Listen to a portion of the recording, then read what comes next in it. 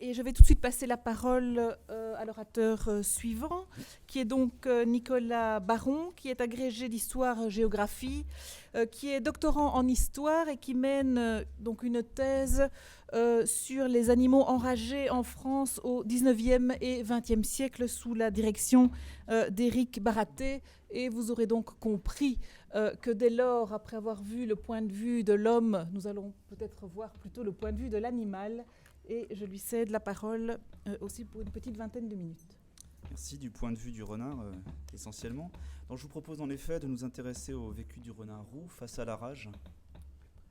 Face à la rage en France à la fin du XXe siècle.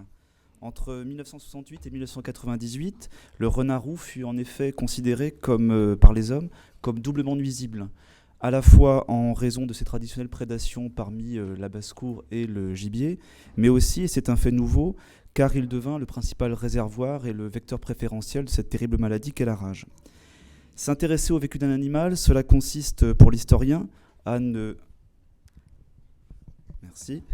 plus se limiter aux enjeux politiques, économiques ou culturels propres à l'homme, enjeux qui tentent à placer l'animal en position d'objet passif, mais au contraire à étudier les animaux pour eux-mêmes en tant qu'êtres et sujets agissants et réagissants. Il s'agit plus précisément de chercher à comprendre l'impact des événements d'origine naturelle ou humaine sur l'existence des animaux, de montrer l'évolution de leurs conditions d'existence et de travail, de mettre en évidence dans une situation passée les comportements qu'ils adoptent, les actions qu'ils entreprennent, les émotions qu'ils manifestent, et aussi les relations qu'ils entretiennent avec les autres êtres vivants, hommes compris. Dans le cas du vécu des renards dans le contexte arabique de la fin du XXe siècle, qui nous intéresse ici, il s'agira donc de mettre en évidence les bouleversements provoqués par la rage et les politiques humaines anti-invisibles sur la santé, sur les comportements, sur la démographie, sur la répartition et sur la structure sociale de ces animaux, et de montrer comment l'espèce vulpine parvient à réagir et au final à surmonter cette double épreuve. Le choix de l'étude du vécu des renards face à la rage implique d'interroger, et c'est nouveau pour un historien, sur la base de ces nouveaux questionnements, les sources administratives et vétérinaires, comme par exemple les rapports de diverses autorités, dont le laboratoire de la rage et de la faune sauvage de Nancy, ou encore les nombreuses thèses et articles vétérinaires des années 70-80, en particulier les travaux de Michel Aubert, Jean Blancou ou Bernard Thomas. Elle implique aussi de s'appuyer sur les connaissances dans les domaines des sciences du vivant, comme la zoologie, l'éthologie ou l'écologie, avec par exemple les travaux de David MacDonald au Royaume-Uni, de Marc Artois en France, de Jean-Steve Meillat en Suisse, et ce afin d'éclairer le comportement complexe d'une espèce longtemps mal connue. Est-ce que je pourrais avoir le gadget ? Merci. Alors, dans cette première partie, je vais donc traiter des renards malades.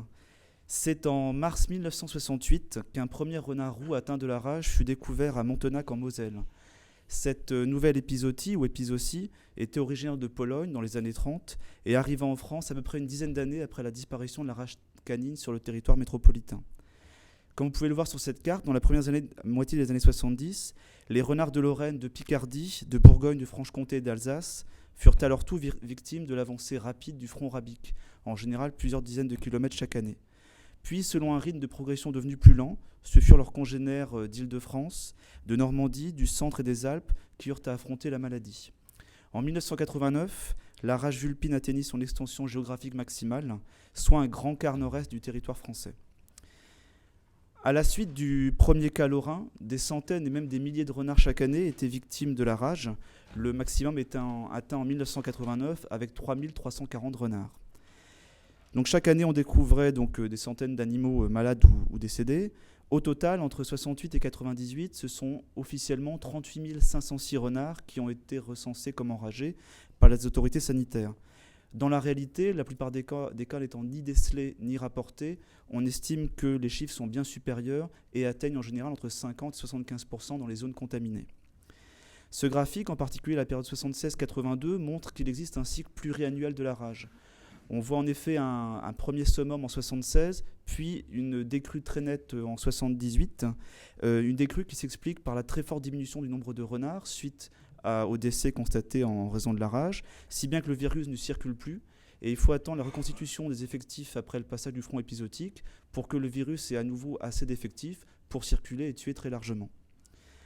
À ces fluctuations annuelles se superposent des fluctuations saisonnières, fluctuations qui dépendent du cycle de vie du renard. 2 périodes dans l'année sont particulièrement critiques pour la santé de l'espèce vulpine. La première se produit lors du rite hivernal, c'est-à-dire à peu près vers le mois de janvier, où les contacts entre individus sont fréquents et assez violents. Ça entraîne une contamination qui s'exprime, vous le voyez, au tournant de l'hiver et du printemps vers les mois de mars-avril, qui correspond en plus à la période de mise bas.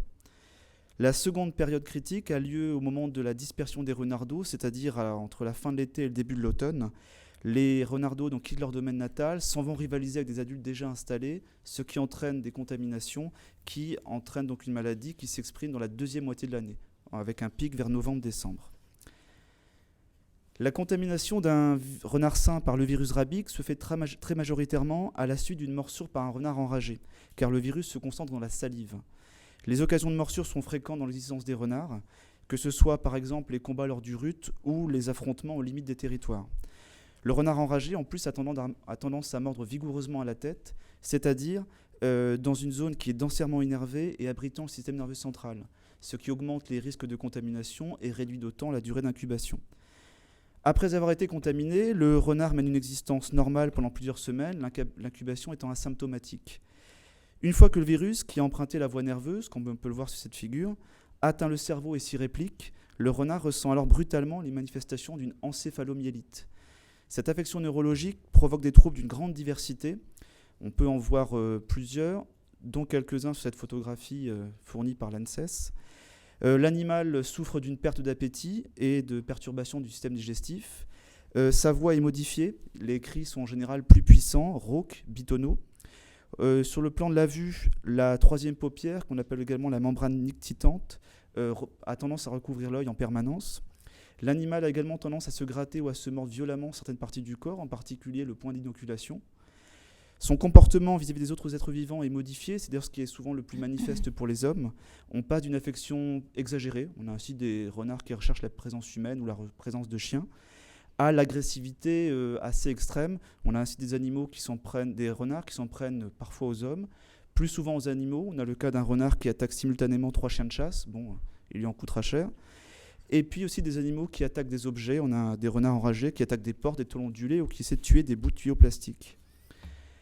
Le plus spectaculaire peut-être et le plus troublant pour les hommes et pour les renards, c'est le fait que l'activité quotidienne et les déplacements du renard sont particulièrement perturbés. Alors que le renard sain a plutôt tendance à fuir la présence humaine et à se déplacer et à agir de préférence de nuit dans les milieux semi-ouverts, le renard enragé, lui, par contre, perd son instinct de conservation et est observé en pleine journée, errant dans les rues des villes. On a des exemples de renards enragés en plein centre-ville de Dijon, de Besançon par exemple, même parfois pénétrant dans les maisons. Très vite toutefois, la paralysie gagne l'animal. On peut d'ailleurs peut-être le deviner sur cette photographie ici. Ça touche d'abord l'arrière-train, puis peu à peu la paralysie va gagner l'ensemble du corps jusqu'à entraîner la paralysie des muscles respiratoires et cardiaques, ce qui entraîne la mort de l'animal, en général au bout de 3-4 jours de maladie déclarée. Il est bon de rappeler qu'une fois déclarée, la rage est une maladie absolument incurable, y compris pour les hommes. Qu'ils soient morts de maladies naturelles ou qu'ils aient été abattus par les hommes, les renards connaissent un sort très variable après leur décès. Beaucoup de cadavres ne sont en réalité jamais retrouvés ou sont négligés par les promeneurs ou par les chasseurs. A l'inverse, d'autres sont ramassés, soit pour expertise, c'est le cas des 38 506 renards dont nous avons les statistiques, et quelques-uns sont, et c'est assez exceptionnel, ramassés pour être utilisés. On a ainsi des cas de renards qui ont été dépecés pour leur fourrure, voire qui ont servi de viande dans le civet familial. Le nuisible devenant ici étrangement un animal à nouveau utile. Responsable de risques sanitaires et économiques réels, la population vulpine va dès lors subir un ensemble de pratiques qui visent à une réduction très nette de ses effectifs, et ce afin de limiter les contacts interindividuels et donc de briser la chaîne de transmission du virus rabique. Comme le montre la couverture du numéro 32 de la Hulotte, qu'on voit à gauche ici, couleur plutôt jaune, les renards ne se contentent pas hélas de se contaminer entre eux, ce serait trop beau. Mais ils risquent également par leur morsure de transmettre la rage à d'autres espèces. On a ainsi de nombreux blaireaux, chiens, moutons, chevaux qui sont contaminés. La deuxième espèce la plus contaminée après le renard étant les bovins. J'ai relevé ainsi 3664 bêtes à cornes qui ont été tuées, en tout cas qui sont décédées, en raison de la rage transmise essentiellement par le renard. En tant que réservoir et en tant que réservoir et vecteur de la rage, et donc en tant qu'animal nuisible, le goupil va alors, comme le titre ici, le numéro 33-34 de l'œil l'autre, va alors connaître une période de malheur. Ces malheurs, en fait, sont liés à une politique délibérée et systématique de destruction de la population vulpine. On peut relever 4 grandes méthodes utilisées. La première, c'est l'intensification des méthodes classiques de destruction, c'est-à-dire la chasse au fusil, le piégeage et le déterrage, qui donnent droit à des primes bien plus élevées. La prime passe par exemple de 10 francs à 30 francs en 1973. De tous les pièges, un des plus redoutables pour le renard est le piège à mâchoire métallique qui, lorsque l'animal y prend appui, se referme brutalement sur lui et empêche donc sa fuite. Généralement, les renards sont capturés ainsi, soit à proximité d'un charnier qui a été préparé pour les attirer, soit à l'entrée d'un terrier où s'abrite la renarde et ses petits. Les renards doivent également prendre garde pendant la nuit, c'est-à-dire pendant leur période d'activité maximale, en raison de la période de la pratique administrative des tirs de nuit. Peu méfiants, car concentrés sur leur chasse et habitués au bruit des voitures, les renards se retrouvent éblouis par le phare oriental monté sur un véhicule et sont abattus d'une balle de fusil par un personnel spécialisé. Entre 1980 et 1986, ce sont ainsi 11 141 renards qui ont été tués par les tirs de nuit. Les renards sont également victimes d'empoisonnement, et ce, dès novembre 68, c'est-à-dire 8 mois après le début de l'épizootie. Alors, attirés par un charnier, les animaux mangent de la viande qui est mise à disposition et qui contient, parmi cette viande, des gobes carnés, parfois des poussins où on a mis ce poison, le poison étant essentiellement de la strychnine, dite aussi noix vomique. Au bout de quelques minutes, le renard est victime de convulsions violentes qui le font tomber au sol et qui sont accompagnées d'hyperesthésie et d'hyperthermie. Cela se conclut par une paralysie des muscles respiratoires et donc par l'asphyxie de l'animal. Certains renards furent également victimes du cyanure, un toxique qui est utilisé selon la même procédure malgré son caractère illégal. La dernière méthode utilisée et qui pèse sur la population vulpine, c'est le gazage, en particulier au printemps quand la renarde et ses renardeaux sont dans le terrier. Un produit toxique issu de la Première Guerre mondiale, la chloropicrine, est versé sur des chiffons qui sont introduits dans les terriers et qui provoquent des lésions très douloureuses chez les animaux. Ceux-ci, pour essayer d'y échapper, quittent leur repère et c'est le moment qu'attendent les chasseurs, soit pour les tirer au fusil, soit pour les assommer.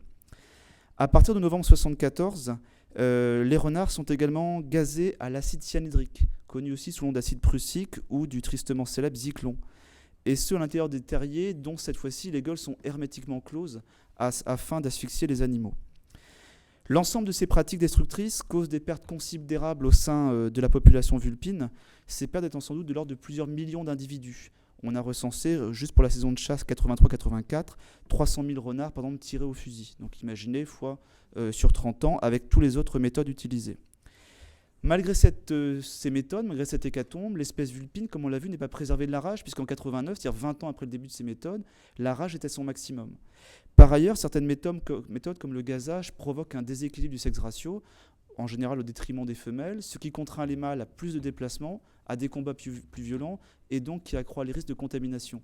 Si bien que dans les années 80, cet échec de la prophylaxie sanitaire, associé aux récriminations des écologistes qui se plaignent donc du sort des renards et des animaux victimes collatérales, plainte aussi des agriculteurs qui se plaignent de la disparition du prédateur qui les arrangeait bien puisqu'il débarrassait des rongeurs.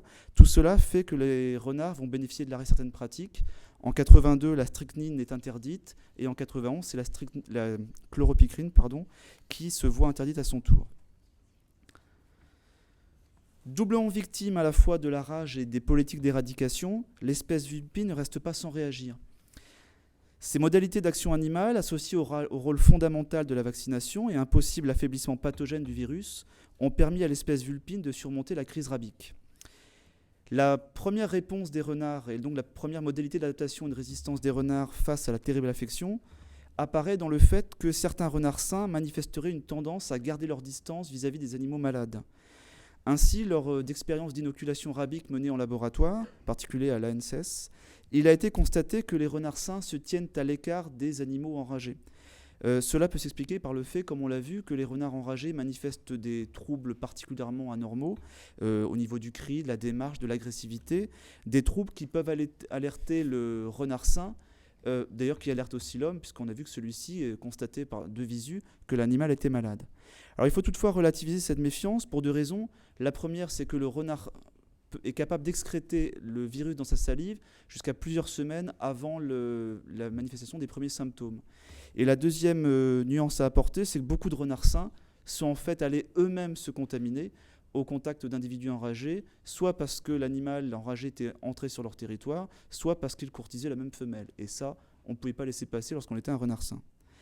La deuxième méthode, la deuxième modalité de résistance de l'animal, c'est que selon certains chercheurs, il y aurait dans les années 70, 80, 90, une partie de la population vulpine qui adapterait un comportement plus solitaire et plus méfiant vis-à-vis de leurs congénères. En effet, certains renards apparemment, du fait de la sélection naturelle, auraient réussi à échapper à certaines mesures de destruction, voire à l'avancée du front arabique, en raison justement de ce comportement peut-être plus timide. Alors c'est une hypothèse qui a été avancée, qui est aujourd'hui débattue encore. En tout cas, si elle était avérée, je ne sais pas si on pourra la prouver un jour, elle pourra avoir des conséquences importantes, en particulier sur le plan de la structure sociale des renards.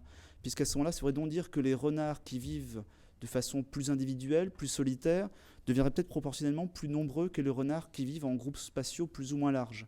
Un groupe spatial ou social étant un groupe formé par un individu reproducteur avec les petits, plus des femelles en général, qui sont associées au nourrissage des petits. C'est David MacDonald qui avait développé cette notion-là dans les années 80.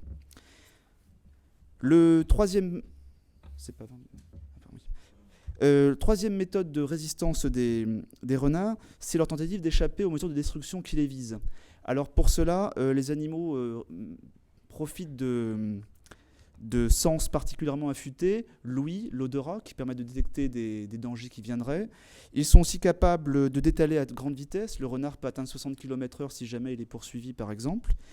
Les renards n'hésitent pas non plus, en tout cas les renardes, essaient de tenir le plus longtemps possible dans le terrier lorsque celui-ci est gazé.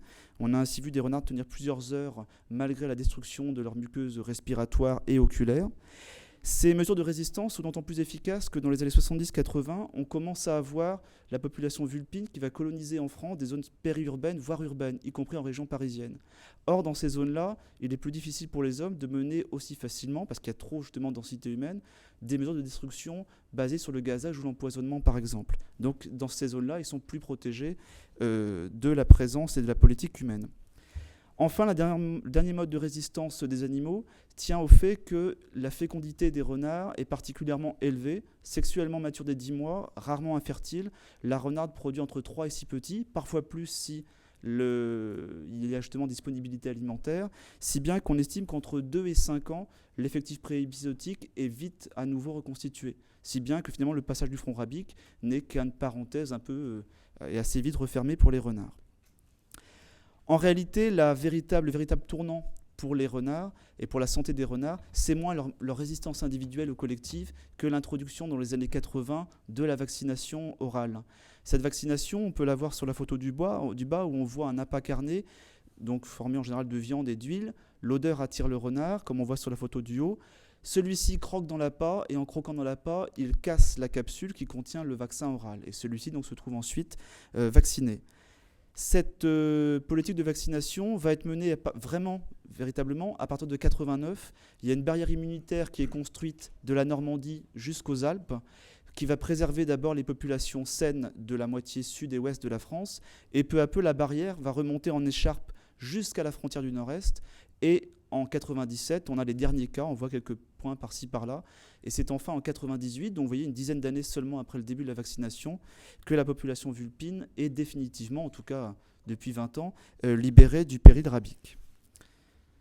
Alors pour conclure, le 30 avril 2001, un arrêté ministériel a reconnu l'absence de cas de rage chez les mammifères terrestres autochtones. Alors, dans la réalité, c'est plus complexe puisqu'on a encore eu depuis des cas de chiens et de chats enragés, essentiellement liés à des importations illégales venant du Maghreb. Et on a aussi eu depuis 1989 des dizaines de cas de chauves-souris qui ont été décelés, en particulier en Bretagne et dans le centre de la France. Alors malgré cela, c'est-à-dire malgré la disparition de la rage, le renard roux continue 15 ans après d'être classé comme un animal nuisible, ce qui s'explique essentiellement à la fois par l'histoire du renard en tant qu'animal nuisible et par ses prédations, réelles ou supposées, sur les animaux d'élevage et sur le gibier. Toutefois, la sensibilité accrue de l'opinion et la prise de conscience du rôle d'auxiliaire agricole joué par le renard a abouti au fait que dans 6 départements, tout récemment en Savoie, c'était en 2015, l'espèce vulpine a été retirée de la liste des animaux nuisibles. On peut donc estimer que pour le renard, c'est peut-être le début d'un tournant historique. Je vous remercie.